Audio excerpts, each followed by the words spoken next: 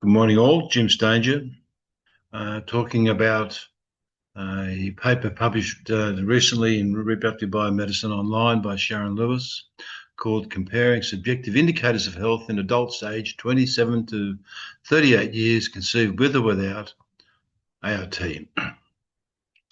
So to start with, this is a publication looking at a collection of young men and women aged between 27 and 38 who were all conceived by IVF back in the 90s, or a matched set of couples that conceived naturally. And the good news, I'll start with the end, and the good news is that there was no difference at all in the health of all these young adults conceived with IVF compared to people that were conceived naturally. So everyone can breathe a sigh of relief. But it's been 35 years since Louise Brown was born, and the efficacy of the whole IVF process continues to be under the microscope, and probably will be for about another 50 years, when the grandchildren of IVF children are reviewed as adults. Such is the epigenetic risk from animal studies that some adverse outcomes may be passed through generations, and IVF research will be kept busy for a long time, demonstrating that IVF is basically a very safe procedure. In fact, it's quite remarkable considering what happens to an egg and an embryo in the culture dish, that there is no adverse outcomes. It's quite remarkable. And really it comes down to the selection process of the uterus in allowing which embryos to implant or not.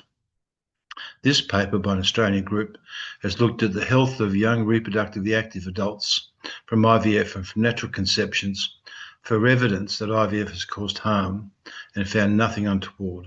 It's quite remarkable.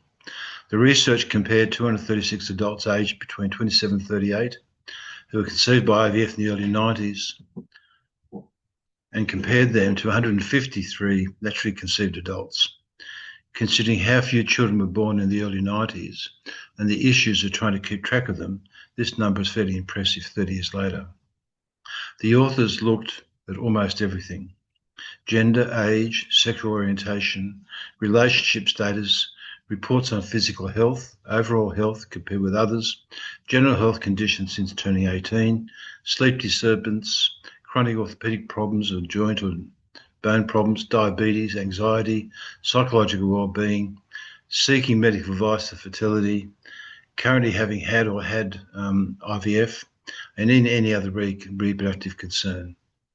Of all the parameters reviewed, only the higher incidence of endometriosis in the IVF group was flagged as significant. And since endometriosis is a highly hereditary component, this is not surprising. And the authors attribute this most likely to their mother's condition.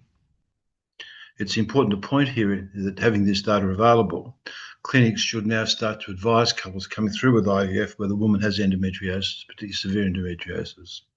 One of the risks of conceiving a child is that child will, if it's a woman, will also have endometriosis. And that maybe in the future, polygenic testing for endometriosis risk genes may be able to alleviate that condition from the germline.